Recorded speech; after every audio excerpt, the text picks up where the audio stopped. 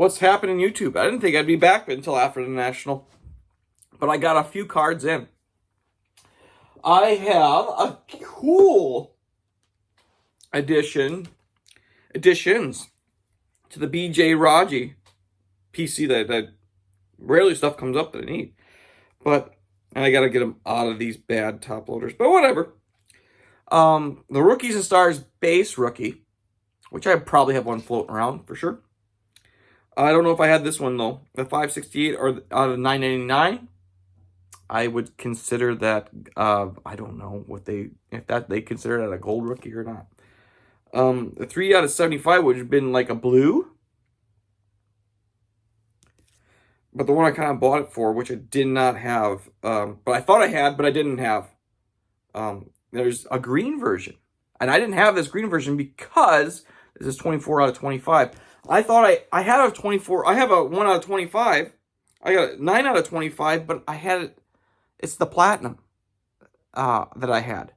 So I kind of confused, and I assumed I had it, but then I realized it wasn't the same color. So Michael Phillips had to tell me that it's a different color. You need it. I'm like, oh, okay. Oh, yeah. We're like $16 shipped. I'm like, yep, I'll just get those. So PJ Raji stuff. Next one is, I got to take it out of the mag. I already put it in the mag. It's beautiful. But this card is in phenomenal shape for a card from 2007. And I'm in love with it. I guess it has a little edge wear, a little edge chipping. But nothing major. For a thicker card like this, it's nice. 6 out of 15, so a very low number. But when I saw it, I fell in love with it, and I think I paid really high on it. But sometimes you fall in love with something, you're just going to want it. You want to be that guy. Authentic game-worn Pride jersey, 6 out of 15, like I said. Bart Starr patch. And I don't know where that white chunk is. It's either letter patch or number patch, but I don't think it's from his number 1. So maybe it could be a part of the 5. Part of the nameplate. Who knows? I would say the way this is... I would say this is a number, but I don't know. It's hard to tell. I mean, you can't really tell because there's so many white and green parts of the... it could be any nameplate or any number. It could be shoulder. It might even be, but I doubt it. Maybe. Back then, they could... You never know what they had. It's chunky. No stainage on it, but it's very, very nasty. I love the look of it. Number cutouts. Cool. They're always cool. I never thought I would have opportunity to buy anything really until after that last video I did. Whoo! When I don't pay for cards that much. When you get the Holy Trinity, you kind of got to calm down. Last summer I did the same thing. Except for it was my 6-way that I bought last summer, and I was like, ooh. So you calm down a little bit.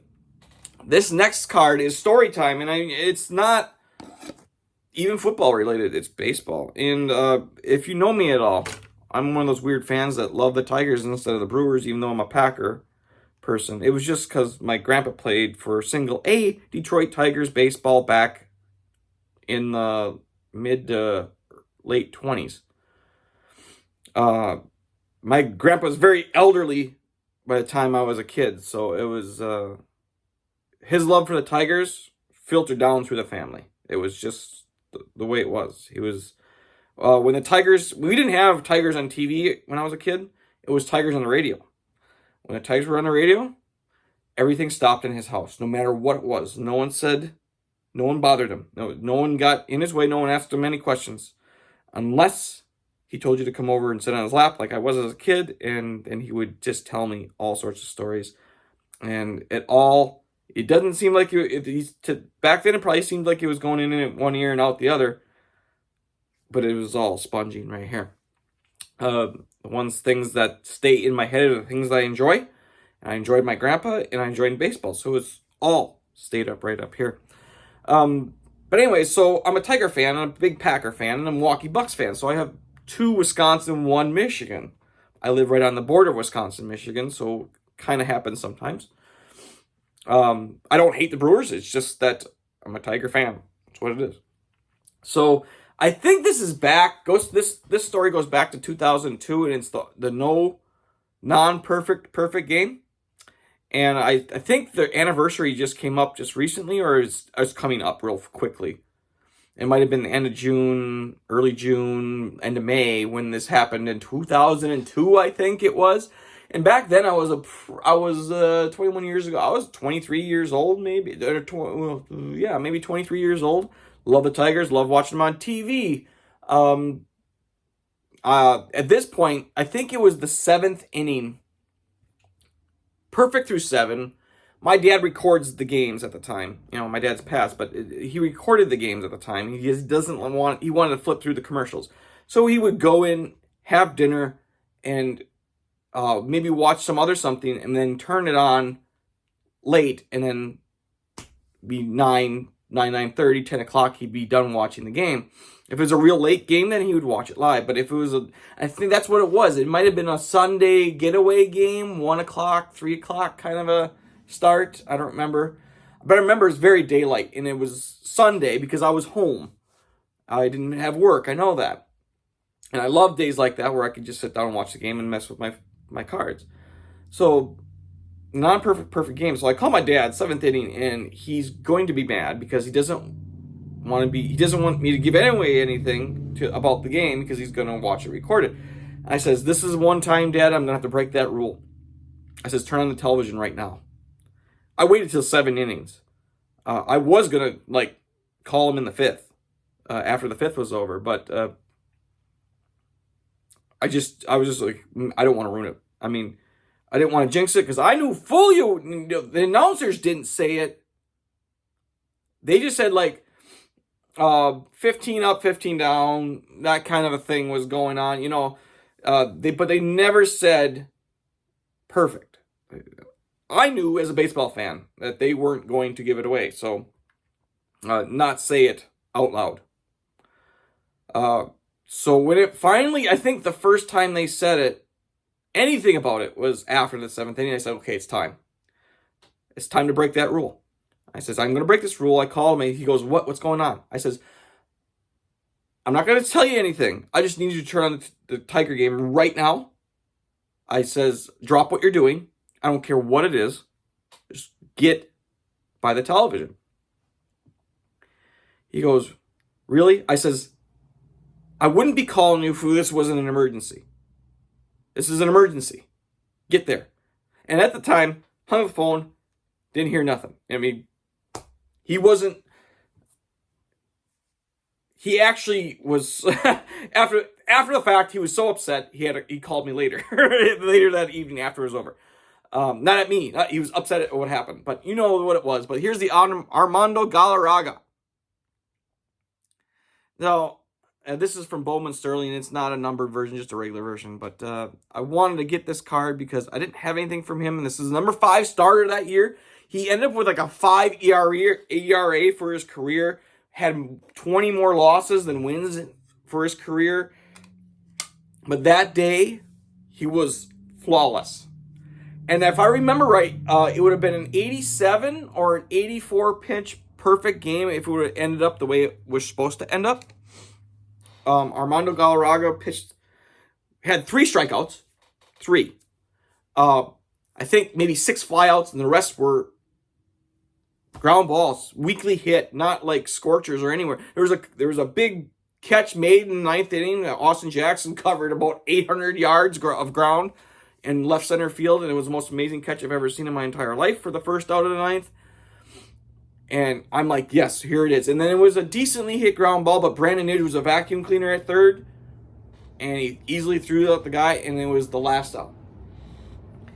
I have moved my ottoman out of my way, and I'm on my knees because as a Tiger fan, I have always wanted to see a perfect game. Because the last time it's happened was Virgil Trucks back in the 20s. Have never even, we've gotten no hitters. I've seen no hitters a couple different times now, probably 3 or 4. But perfect game. To be perfect as a pitcher in this day, in any time of the year, in this league is insanely hard. I think if he would have got that perfect game that day, it would have been the 22nd all time. that's you're talking just, and in fact, if I remember right, there was a perfect game that season, like 3 or 4 weeks before this happened. So the call was made, Jim Joyce safe, and I'm losing my mind. I'm going to go through what's going through my mind what's going on. Armando Galarraga, it's a comeback. It's not the guy you expect to have the perfect game on this roster. So, losing my mind.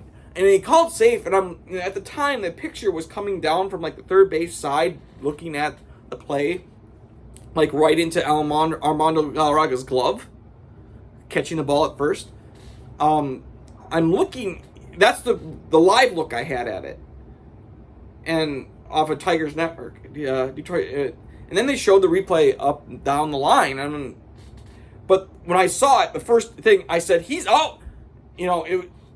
Cabrera chased it down, and I think he overplayed it, but Cabrera wasn't going to risk a ball squeaking through the infield.